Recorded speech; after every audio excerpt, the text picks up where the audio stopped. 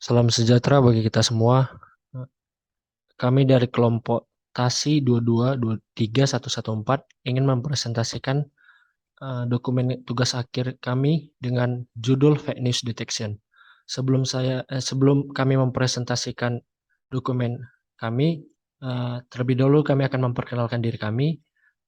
Dari saya sendiri, perkenalkan, nama saya Anugrah Salomo Rafael Simanjuntak dengan NIM 12S19039, dan teman saya. Saya Kartika Lydia Rutua Syanipar dengan NIM 12S19014 dengan teman saya.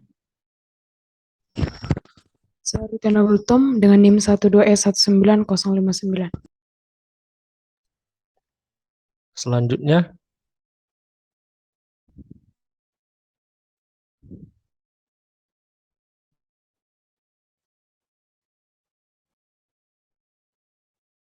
saya akan menjelaskan abstrak dengan judul kami itu Fake News Detection. Media sosial yang menjadi sumber informasi banyak orang pada saat ini masih saja menyebarkan berita palsu. Warga Amerika menemukan bahwa sebanyak 67% berita yang beredar merupakan berita palsu. Penyebaran berita palsu ini dapat menyesatkan pembaca dan memberikan kerugian yang sangat besar, seperti kerugian yang disebabkan oleh tweet yang dibagikan di Twitter pada tahun 2013 dengan judul Explosion at White House and Obama Injured, yang menyebabkan harga pasar saham turun dan para investor yang kehilangan banyak uang. Untuk mencegah banyaknya berita palsu yang beredar, salah satu solusi yang dapat dilakukan adalah dengan mendeteksi apakah berita tersebut adalah berita palsu atau tidak. Sudah banyak penelitian yang melakukan pendekatan berita palsu, namun metode-metode yang digunakan oleh penelitian sebelumnya masih belum dapat mengatasi masalah overfitting. Kami mengusulkan untuk menggunakan BLSTM karena metode ini dapat mengatasi masalah overfitting dan sequence data.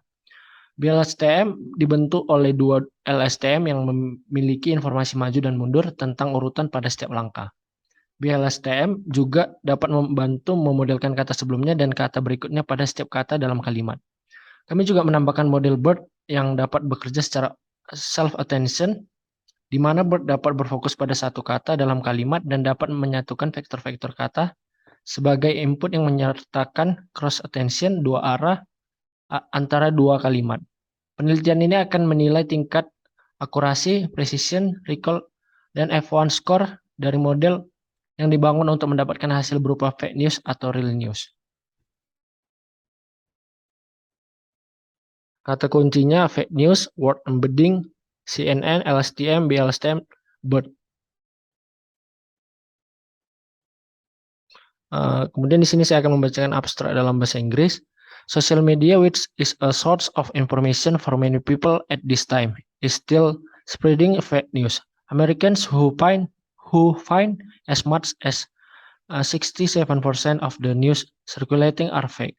The spread of this fake news can mislead readers and inflict enormous losses, such as the harm caused by a tweet shared on Twitter in 2013 with the headline "Explosion at White House and Obama Injured," that caused the stock market price to fall and the investors who lost a lot of money. To prevent a lot of fake news from circulating, one solution that can be done is to detect whether the news is fake or not. There have been many studies that have detected fake news, but the methods used by previous studies have not been able to overcome the problem of overfitting. We propose to use BLSTM because this method can solve the problem of overfitting and sequence data. BLSTM is formed by two LSTM that have forward and backward information about the sequence at each step. The LSTM can also help model to the previous word and the next word on each word in the sequence.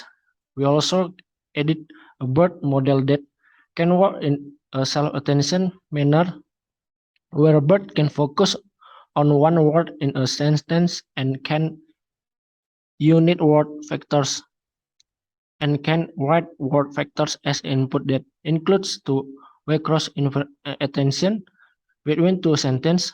This research will assess the level of accuracy, precision, recall, and F1 score of the model built to obtain results in the form of fake news or real news. Keywords fake news for embedding CNN, LSTM, BLSTM, BERT. Selanjutnya akan dijelaskan oleh teman saya.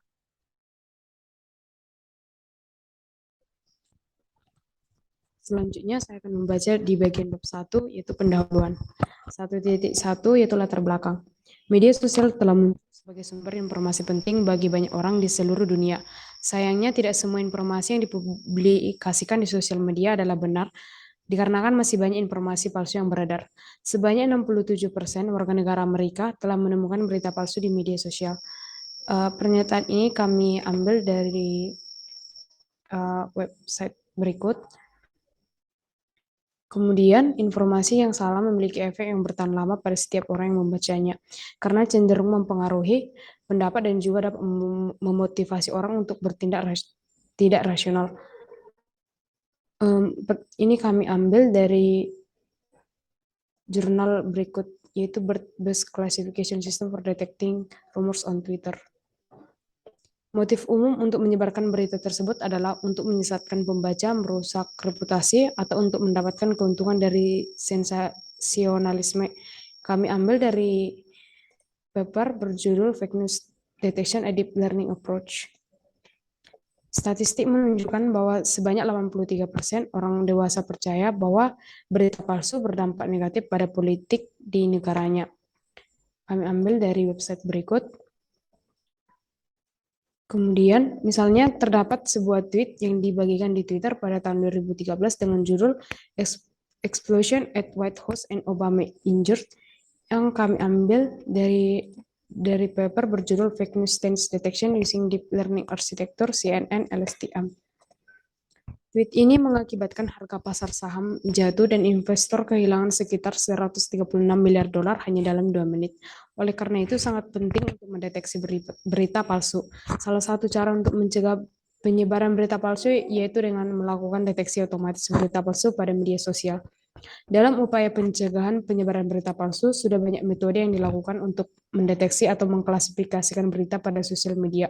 Salah satunya dengan menggunakan pendeteksi berbasis deep learning. Deep learning merupakan salah satu metode pembelajaran mesin dengan arsitektur yang lebih mendalam dari metode pembelajaran mesin lainnya dalam memecahkan masalah klasifikasi. Beberapa penelitian yang menggunakan pendekatan deep learning memakai metode Convolutional Neural Network atau CNN, Recurrent Neural Network atau RNN, dan Long Short Term Memory Network atau LSTM. Salah satunya adalah penelitian yang kami ambil di paper yang berjudul Overfitting Mechanism and Avoidance in Deep Neural Networks, yang mengusulkan framework hybrid dengan menggunakan CNN dan LSTM. Penelitian menggunakan dua pendekatan, yaitu yang pertama mengidentifikasi otomatis fitur dalam postingan Twitter tanpa prior knowledge tentang domain subjek menggunakan penerapan model deep learning, model LSTM, dan CNN. Kedua, penentuan klasifikasi postingan berita palsu di Twitter, baik menggunakan teks maupun gambar. Peneliti menggunakan 5.800 tweet yang diberi label rumor dan non-rumor. Namun pada proses pelatihan CNN dibutuhkan waktu training yang cukup lama karena terdiri dari banyak lapisan. LSTM dapat menangani sekuens data, namun jika data yang dimiliki cukup besar dibutuhkan banyak waktu untuk menghasilkan sekuens dan cenderung overfit. Overfitting terjadi ketika model bekerja dengan baik untuk data training, namun memiliki kinerja buruk pada data uji. Berdasarkan permasalahan yang telah dipaparkan, kami mengusulkan untuk menggunakan BERT BLSTM sebagai model klasifikasi dalam mendeteksi berita palsu.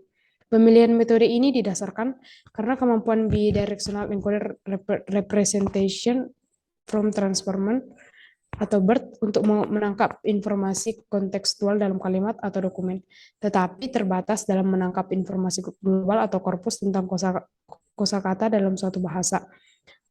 Pernyataan ini kami ambil dari paper berjudul Fake News Detection and Analysis Using Multi-Task Learning with BLSTM CAPSNet Model.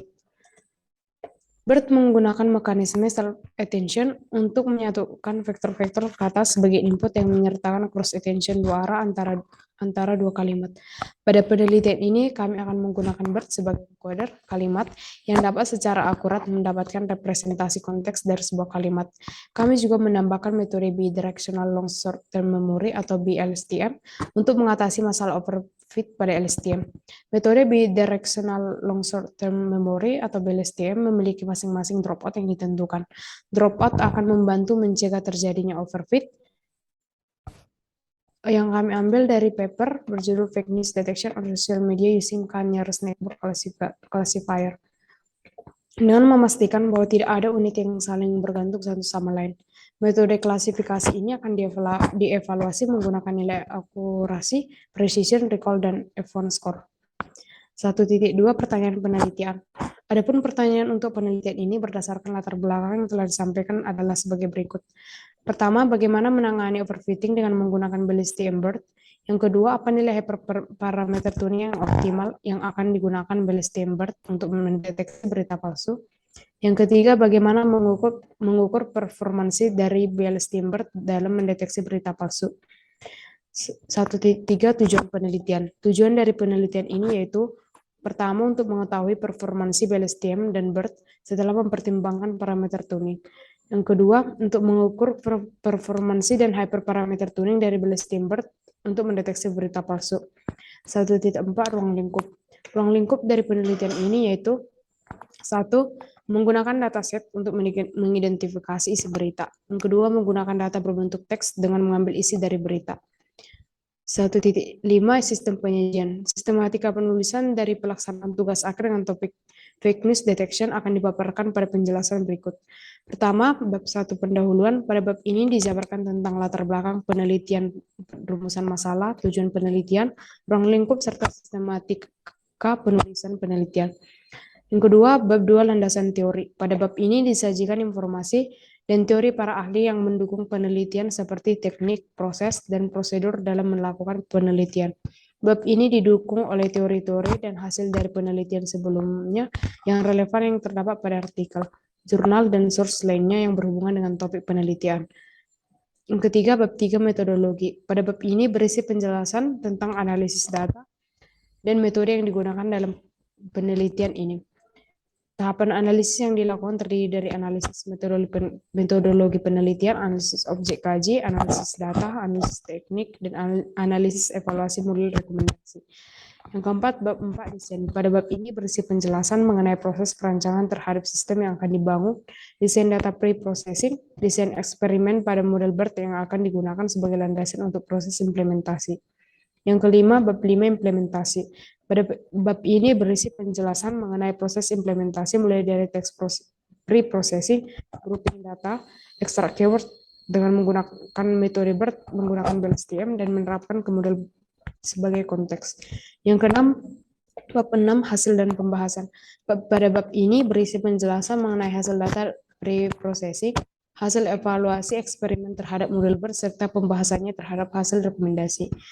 Yang ketujuh, bab 7 kesimpulan dan saran. Pada bab ini berisi penjelasan mengenai kesimpulan dari hasil yang didapat setelah melakukan penelitian dan saran yang dapat diberikan untuk penelitian yang akan datang. Kemudian akan dilanjutkan oleh teman saya.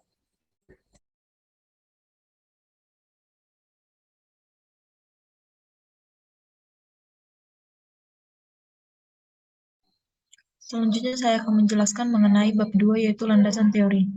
Pada bab ini dijelaskan mengenai landasan teori berdasarkan studi literatur yang mendasari penelitian tugas akhir ini. Landasan teori menjelaskan berbagai teori, teknik, metode, maupun prosedur terkait dengan topik penelitian. Selain itu terdapat juga kajian yang membahas mengenai hasil-hasil dari penelitian sebelumnya yang berhubungan dengan topik penelitian ini. Yang pertama yaitu fake news. Berita adalah suatu informasi yang kebenarannya dapat dibuktikan. Berita biasanya disebarluaskan melalui perantara media sosial seperti media online seperti media sosial. Kami cek dari jurnal berikut. Kemudian berita palsu didefinisikan sebagai suatu informasi yang sengaja dibuat untuk mempengaruhi opini publik demi kepentingan politik, sosial, atau finansial. Berita palsu dapat menggunakan konten multimedia untuk menipu dan menyesatkan pembaca, yang dapat berdampak negatif atau bahkan mempengaruhi masyarakat luas. Kami ambil dari jurnal berikut.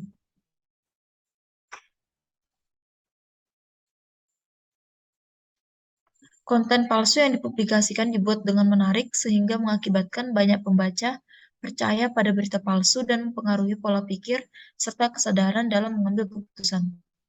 Pendeteksi berita palsu merupakan suatu kegiatan yang dilakukan untuk mengklasifikasikan berita pada rangkaian kebenaran dengan ukuran kepastian yang telah disepakati.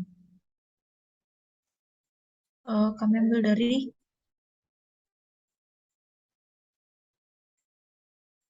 tujuan dari pendeteksi berita palsu adalah untuk menentukan apakah informasi tertentu adalah berita palsu atau tidak. Kami lihat pada jurnal berikut.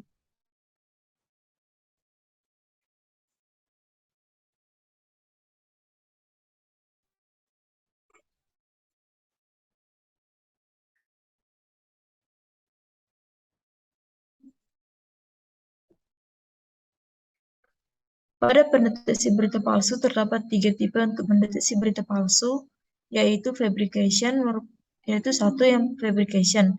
Fabrication merupakan suatu informasi yang disalahkan, di mana kejadian atau informasi yang disampaikan tidak pernah terjadi. Ini membuktikan bahwa tidak ada berita seperti itu di media manapun. Yang kedua yaitu hoax. Hoax merupakan suatu pesan yang direkayasa dan disengaja yang sering muncul di media sosial. Tujuan dari hoax adalah untuk menyesatkan pembaca dan mempengaruhi pola pikir pembaca. Yang ketiga yaitu satire. Satire berbeda dengan berita palsu, di mana satire ini merupakan suatu informasi atau berita yang mengandung sindiran atau ironi. Yang bab 2.2 yaitu metode klasifikasi. Klasifikasi teks menjadi semakin penting seiring dengan skala pertumbuhan data teks dalam aplikasi industri. Insight dari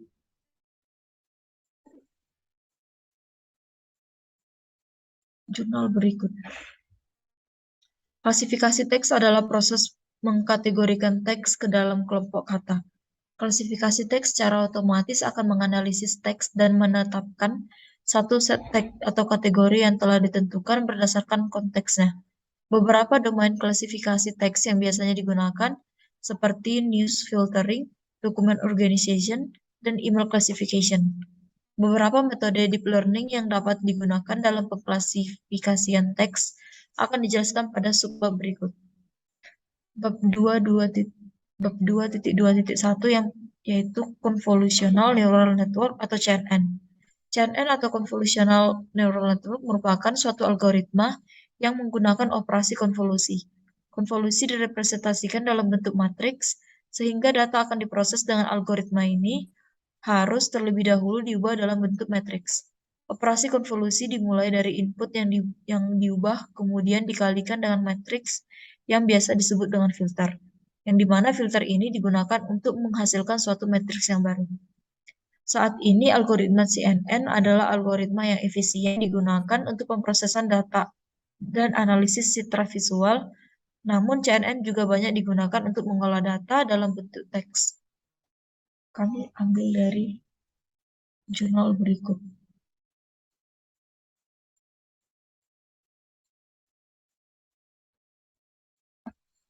Struktur dari CNN terdiri dari yang pertama input layer. Input layer atau data input yang terdapat pada layer ini adalah data yang sudah melakukan tahap preprocessing data dikarenakan algoritma ini menggunakan operasi konvolusi yang dimana terlebih dahulu input harus dibuat sebelum diubah ke dalam bentuk matriks. Yang kedua yaitu hidden layer. Hidden layer terbagi menjadi 3 bagian. Yang pertama convolution layer yang merupakan bagian inti dari convolutional neural network. Convolutional layer ini memiliki beberapa parameter yaitu filter. Pada layer ini mengubah setiap filter menjadi data input secara keseluruhan sehingga menghasilkan fitur map. Untuk menghasilkan fitur map ditentukan oleh 3 parameter, yaitu ukuran dari suatu filter yang digunakan, ukuran stride, dan padding. Melalui proses konvolusi juga dapat menghasilkan fitur map. Stride dan padding merupakan atribut dari filter, yang dimana stride adalah parameter yang digunakan untuk menentukan ukuran dari suatu filter, sedangkan padding adalah parameter yang digunakan untuk mengatur dimensi output. Setiap filter bekerja dengan memindahkan dan operasi dot antara data input dan nilai filter. Kami ambil dari jurnal berikut.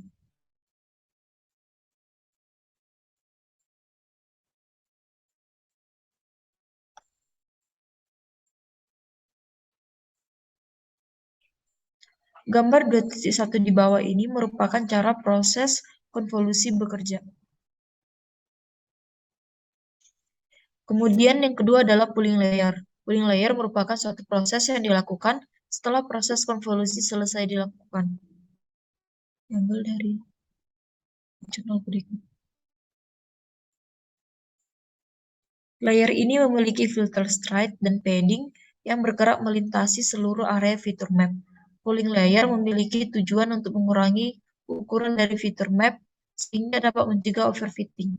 Jenis pooling layer yang banyak digunakan yaitu max pooling, yang dimana max pooling mengambil nilai maksimum dari layer sebelumnya. Saat merancang model CNN, yang paling penting adalah memilih jenis lapisan pooling sehingga dapat meningkatkan kinerja model. Kami ambil dari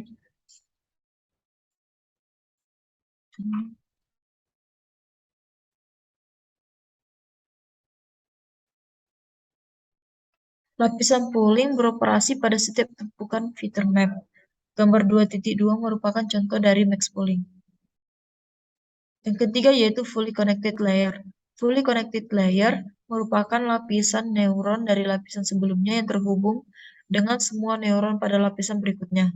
Sebelum menghubungkan semua neuron dan fully connected layer, terlebih dahulu mengubah data menjadi dimensi 1. Input pada fully connected layer digunakan untuk mengubah feature map yang berbentuk multidimensional array menjadi bentuk matriks dengan melakukan flatten pada feature map. Gambar 2.3 berikut merupakan contoh dari fully connected layer. Pada input layer memiliki 3 buah neuron yang terhubung dengan hidden layer yang terletak di antara input dan output layer. Hidden layer memiliki 4 buah neuron yang terhubung dengan output layer, dan output layer mempunyai 2 buah neuron. Kemudian bab 2.2 yaitu long short term memory atau LSTM. LSTM adalah arsitektur recurrent neural network atau RNN khusus yang dirancang untuk memodelkan deret waktu dan dependensi jarak. Konsep dasar arsitektur LSTM adalah cell stage dan gate. Cell stage adalah memori jaringan yang bertindak sebagai jalur yang membawa informasi yang relevan melalui cell state berikutnya untuk diproses. Cell state juga membawa informasi selama proses berlangsung, bahkan informasi dari cell state sebelumnya ke cell state berikutnya, dan mengurangi efek memori jangka pendek. Saat cell state sedang beroperasi, data ditambahkan atau dihapus melalui gate. Gate adalah neural network yang mengubah dan memutuskan apakah sel state diizinkan untuk mengirimkan informasi melalui proses komputasi vektor.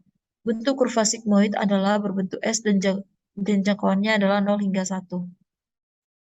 Pada gambar 2.4, setiap garis membawa semua informasi dalam bentuk vektor dari setiap keluaran atau HT dari satu hidden state ke hidden state lainnya. Lingkaran pada gambar 2.4 mengilustrasikan operasi pointwise seperti penjumlahan atau perkalian vektor yang dikomputasi untuk setiap gate.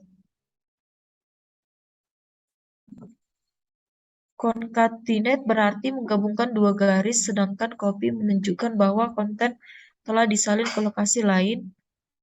Direpresentasikan sebagai satu garis yang dibagi menjadi dua bagian. Kotak persegi panjang mewakili aktivasi sigmoid dan tan yang digunakan di gates. Sigmoid digunakan untuk forget gate, input gate, dan output gate, sedangkan tan digunakan untuk memory cell. Selanjutnya yaitu bab 2.2.3 atau bidirectional long-term memory atau BLSTM. Bidirectional LSTM merupakan salah satu jenis LSTM yang paling sering digunakan. Terdapat dua layer pada BLSTM, yaitu forward layer dan backward layer. BLSTM memiliki dua hidden layer yang saling terhubung dengan output yang sama pada arah yang berlawanan. Forward layer bertujuan untuk menjelaskan informasi sebelumnya, sedangkan backward layer bertujuan untuk menjelaskan informasi setelahnya. Model ini dapat mengakses informasi data dari masa lalu dan informasi data dari masa yang akan datang untuk setiap inputannya. BLSTM mencakup output aktivasi forward dan hidden layer. BLSTM ditunjukkan dalam rumus 2.1, 2.2, dan 2.3, di mana sigma merupakan fungsi aktivasi, HT adalah hidden layer, dan output dihasilkan dengan memperbarui struktur forward HT dan struktur backward HT. Dapat kita lihat di rumus berikut, di mana HT forward sama dengan aktif sigma dikali W XH forward kali XT WH forward H forward dikali HT min 1 forward ditambah BH forward, kemudian HT backward dengan rumus yaitu HT sama dengan sigma dari W XH backward dikali XT ditambah W dikali H backward kali H backward dikali H min 1 backward ditambah B kali H backward. Kemudian persamaan yang ketiga yaitu HT sama dengan W dikali XH forward dikali H forward ditambah W dikali HY backward dikali H forward ditambah BY. Kemudian yang keempat yaitu 2.2.4 bidirectional encoder representation from transformer atau BERT atau bidirectional encoder representation from transformer merupakan sebuah model representasi bahasa yang dirancang sebagai transformer dua arah dalam menangkap informasi dari teks yang tidak berlabel dengan menggabungkan representasi dari kiri dan kanan konteks token dari semua lapisan. BERT memahami hubungan kata dengan cara dua arah dan kemudian menghasilkan vektor representasi untuk setiap kata berdasarkan hubungan kata dalam sebuah kalimat. BERT menggunakan mekanisme self-attention, di mana mekanisme ini menyatukan beberapa vektor kata sebagai input dan kemudian menyertakan cross-attention pada dua arah antara dua kalimat. BERT digunakan sebagai encoder kalimat yang dapat merepresentasikan konteks dalam suatu kalimat secara akurat. BERT mampu dalam melakukan transfer learning, di mana output ini dari model BERT ini telah menyediakan model pre-train yang bisa diadopsi untuk melakukan klasifikasi teks. Ada dua jenis model pada BERT yang digunakan untuk spesifikasi konteks, yaitu yang pertama BERT base. BERT base terdiri dari embedding layer, encoder layer sebanyak 12 layer, 12 attention head, 110 juta parameter, dan 768 hidden size. Model ini memiliki ukuran lebih kecil serta memiliki komputasi yang terjangkau, tapi model ini tidak berlaku untuk operasi penambangan teks yang kompleks. Yang kedua yaitu BERT large. BERT large memiliki ukuran yang lebih besar dengan komputasi yang lebih mahal. Model ini memiliki 24 layer, 16 attention head, 340 juta parameter, dan 1024 hidden size yang dapat mengolah data teks yang besar dan memberikan hasil yang terbaik. 2.2.4.1 yang yaitu pre-training. Pre-training dilakukan dengan menginputkan dengan panjang tetap yang diperoleh dari dua kalimat dan mengoptimalkannya dengan task mask LM dan next sentence prediction secara bersamaan. Pre-trained BERT akan menggunakan dua task unsupervised karena kedua task tidak memerlukan label. Yang pertama, mask LM atau Mask Language Modeling atau MLM adalah menyembunyikan kata dalam kalimat dan membuat program untuk memprediksi kata apa yang disembunyikan atau mask berdasarkan konteks kata-kata yang tersembunyi. BERT melakukan dengan menutupi 15% dari token word piece di setiap urutan atau di setiap urutan kalimat secara acak. Yang kedua yaitu Next Sentence Prediction atau NSP. Next Sentence Prediction akan menentukan apakah kalimat kedua mengikuti kalimat pertama dalam fokus pada training. Hal ini penting dalam tugas seperti question answering atau TA dan Natural Language Inference atau NLI, yang keberhasilannya bergantung pada pemahaman hubungan antara dua kalimat. Next Sentence Prediction memiliki dua label, yaitu is next dan not next.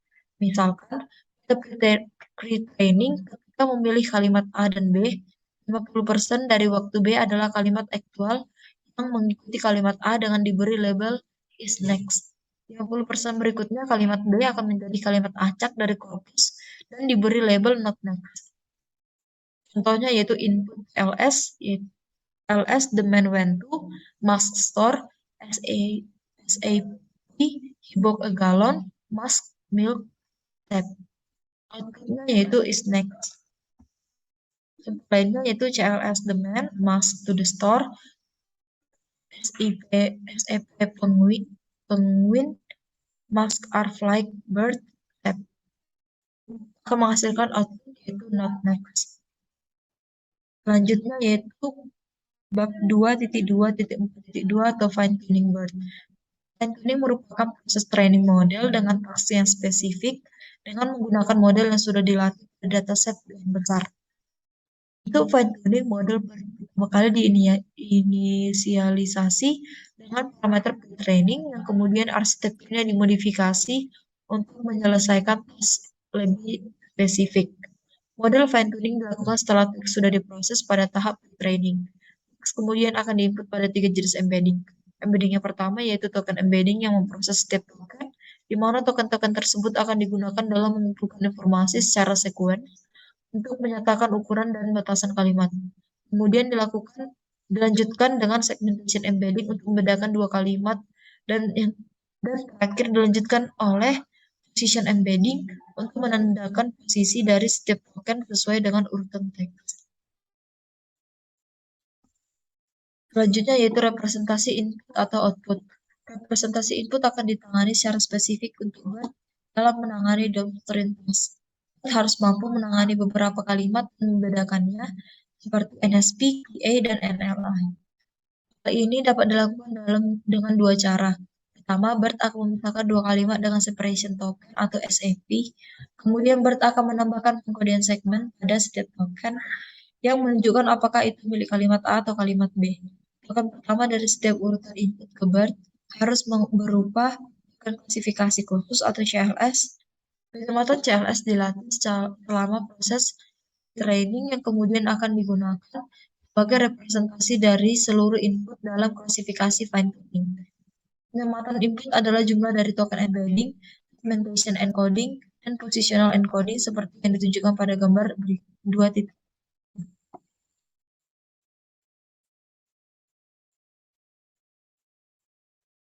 Yang pertama yaitu token embedding. Token embedding pada BERT berupa token yang ditambahkan di awal setiap kalimat LS dan di akhir setiap kalimat atau STP, yaitu SEP. Yang kedua segmen embedding. Token yang ditambahkan sebagai penanda untuk membedakan setiap kalimat.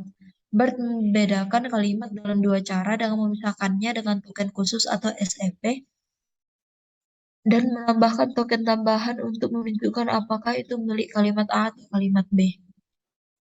Yang ketiga yaitu position embedding. Position embedding merupakan token yang ditambahkan untuk menunjukkan posisi setiap token dalam kalimat. Token position embedding ditandai sebagai P0 sampai EN, di mana N mewakili nomor urut setiap token. Selanjutnya bab 2.3 atau yaitu BLSTM BERT. Penggabungan model BLSTM dengan BERT didasari dari kemampuan BERT yang dapat mengklasifikasi teks secara self-attention. BERT memiliki kemampuan untuk mempelajari karakteristik dari kata-kata pada kalimat. Kami menambahkan metode BLSTM karena BLSTM dalam mempelajari informasi konteks yang sesuai dengan logika sistem tata bahasa dasar manusia tergantung pada karakteristik statistik dan makna khusus bergantung pada konteksnya.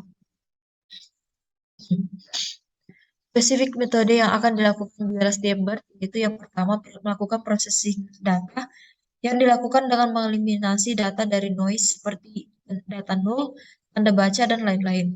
Kemudian data dibagi menjadi beberapa set, yaitu set pelatihan data, validasi data, dan pengujian data. Jadi, setiap data pada set akan dilatih oleh BERT dan akan menjadi vektor awal. Yang keempat, awal yang telah dilatih oleh BERT kemudian dikirimkan ke BLSTM. Yang kelima, output yang dihasilkan oleh BLSTM akan dihitung kembali menggunakan rumus confusion matrix. Selanjutnya itu 2.4 evaluasi model. Untuk mengukur kinerja dari model, peneliti menggunakan confusion matrix. Confusion matrix adalah tabel yang digunakan untuk mendefinisikan kinerja dari algoritma klasifikasi. Confusion matrix yang digunakan terdiri dari positif atau TP, true negatif atau TN, false positif atau FP, dan false negatif atau FN. Dengan rumus akurasi yaitu TP ditambah TN dibagi dengan TP tambah TN tambah FP tambah FN. Kemudian rumus precision atau P yaitu TP dibagi dengan jumlah dari TP dan FP. Untuk rumus recall atau R yaitu TP dibagi dengan jumlah dari TP ditambah dengan FN. Kemudian rumus F1 yaitu 2 dikali P dikali R dibagi dengan jumlah P ditambah R. Positif. Yang pertama yaitu true positif adalah berita real yang diprediksi dengan benar sebagai berita real. Yang kedua yaitu false negatif atau FN adalah berita real yang salah diprediksi sebagai berita fake. Yang ketiga yaitu false positif atau FP adalah berita fake yang salah diprediksi sebagai berita real. Yang keempat yaitu true negatif adalah berita fake yang diprediksi dengan benar sebagai berita fake. Nilai yang akan dievaluasi dalam mengevaluasi kinerja yaitu akurasi, precision, recall, dan F1 dengan menggunakan persamaan yang sudah dijelaskan tadi. Selanjutnya akan dijelaskan oleh teman saya.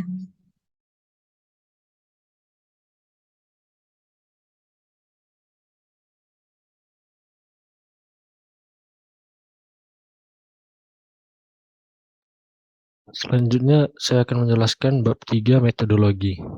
3.1 metodologi penelitian. Pada bab ini akan menjelaskan mengenai metodologi penelitian yang diterapkan. Metodologi penelitian tersebut akan meliputi bagaimana desain dari penelitian ini berlangsung seperti tahapan-tahapan dan proses yang dilakukan, metode dan proses pengolahan data, serta variabel penelitian yang digunakan sebagai berikut. Dari gambar 3.1 ini merupakan metodologi penelitian. Saya akan menjelaskannya. Yang pertama itu pernyataan masalah. Tahapan ini menjelaskan latar belakang permasalahan terkait berita palsu. Latar belakang ini bersumber dari permasalahan pembaca yang ingin membaca berita. Namun berita yang mereka baca kebanyakan adalah berita palsu. Berita palsu dibuat dengan menambahkan informasi semenarik mungkin untuk menarik minat pembaca pada berita aslinya dan dipublikasikan. Untuk menghindari hal tersebut diperlukan suatu metode atau metode yang dapat membedakan antara berita asli dan berita palsu.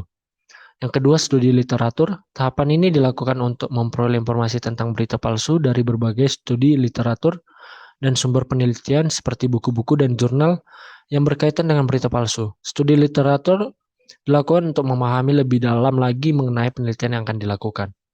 Yang ketiga adalah pengumpulan data. Tahapan ini menjelaskan tentang proses. Tahapan ini menjelaskan tentang proses pengumpulan data yang dikumpulkan dari berbagai sumber penelitian yang digunakan untuk membedakan data dari berita palsu dan berita asli.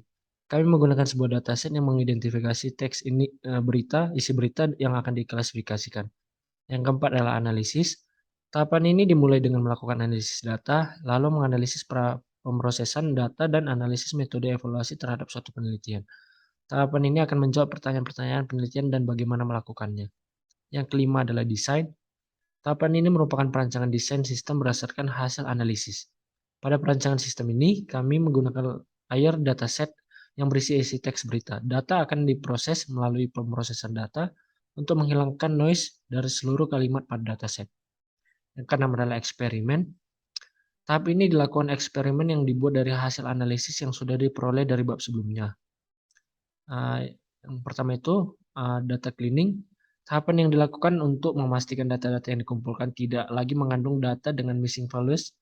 Lalu bagaimana menanggapi missing value tersebut serta bagaimana melakukan proses imputasi dan melakukan rename kolom yang nama kolom tersebut tidak dapat didefinisikan dengan baik. Yang kedua itu ada data integration, merupakan tahap untuk menggabungkan beberapa data dalam suatu dataset, maka juga harus melakukan pengecekan data tersebut sehingga memiliki format yang sama. Yang ketiga adalah data transformation. Tahap ini dilakukan untuk mengubah struktur atau format dataset sesuai kebutuhan penelitian.